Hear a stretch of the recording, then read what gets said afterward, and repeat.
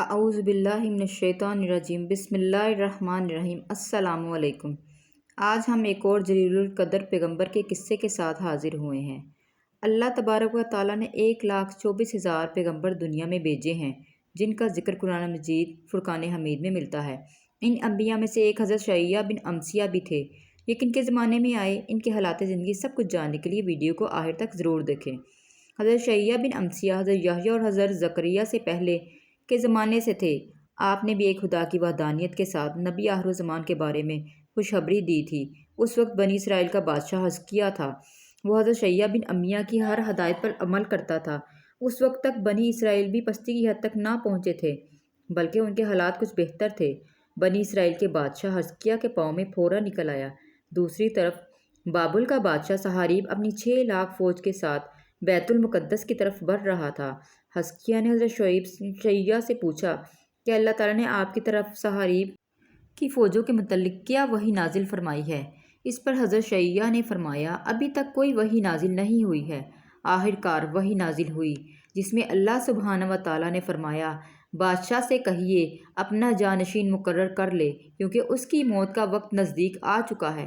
جب بادشاہ نے یہ سنا تو قبلہ رخ ہو کر اللہ کے حضور گریہ زاری کرنے لگا اور دعا مانگی، اے اللہ، اے مالک الملک، اے رحمان، اے رحیم، اے وہ ذات جسے نہ اونگ آتی ہے نہ نیند، میرے اور بنی اسرائیل میں اپنا انصاف کے ساتھ حکومت کرنے پر نظر فرما۔ یہ سب آپ کی توفیق سے ہوا ہے اور آپ میرے ظاہر اور باطن سے واقف ہیں۔ اللہ تعالیٰ نے اس کی دعا قبول فرمائی اور اس کی موت کچھ سال کے لیے مؤخر کر دی اور اسے اس کے دشمن سہاریب سے حفاظت فرمائی۔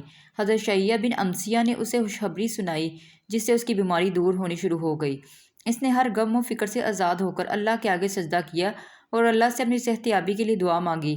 جب اس نے سجدے سے سر اٹھایا تو اللہ نے حضرت شعیہ کی طرف وحی بھیجی اور حکم دیا بادشاہ سے کہ وہ انجیر کا پانی نکال کر اپنے زخم پر لگائے۔ چنانچہ بادشاہ نے ایسا ہی کیا تو اس کا زخم ٹھیک ہو گیا۔ دوسری طرف اللہ نے سہاریب کے لشکر پر موت طاری کر دی، جس سے سب مر گئے۔ صرف سہاریب اور اس کے 5 ساتھی بچے، جن میں سے ایک بخت نصر بھی تھا۔ ان 5 کے گلے میں توک ڈال کر انہیں شہر میں گھمانے کے بعد قید میں ڈال دیا گیا۔ اللہ تعالیٰ نے حضرت شعیہ کو وحی بھیجی کہ انہیں آزاد کر دیں تاکہ یہ واپس جا کر اپنے حالات بیان کر سکیں۔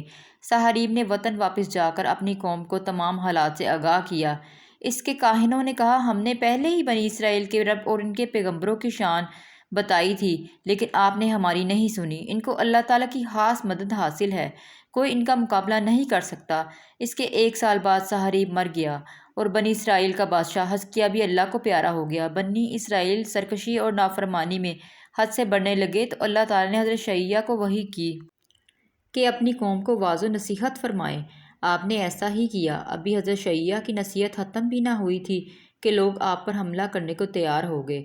آپ بھاگ کر ایک درخت کے پاس پہنچے تو درخت پھٹ گیا اور آپ اس میں داخل ہو گئے اور درخت پھر مل گیا، لیکن شیطان نے آپ کے کپڑوں کا کونا پکڑ لیا، جس سے کپڑا باہر رہ گیا۔ لوگوں نے جب دیکھا تو آرا منگوایا اور درخت کے 2 ٹکڑے کر دیے۔ درخت کے ساتھ ساتھ حضرت شعیہ بن امثیہ کے جسم کے بھی 2 ٹکڑے ہو گئے اور آپ نے جام شہادت نوش فرمایا۔ آپ کو ہماری آج کی ویڈیو کیسی لگی ضرور بتائیے گا اور لائک، شیئر اور کمنٹ لازمی کیجیے اور سبسکرائب کرنا نہ بھولیں۔ شکریہ۔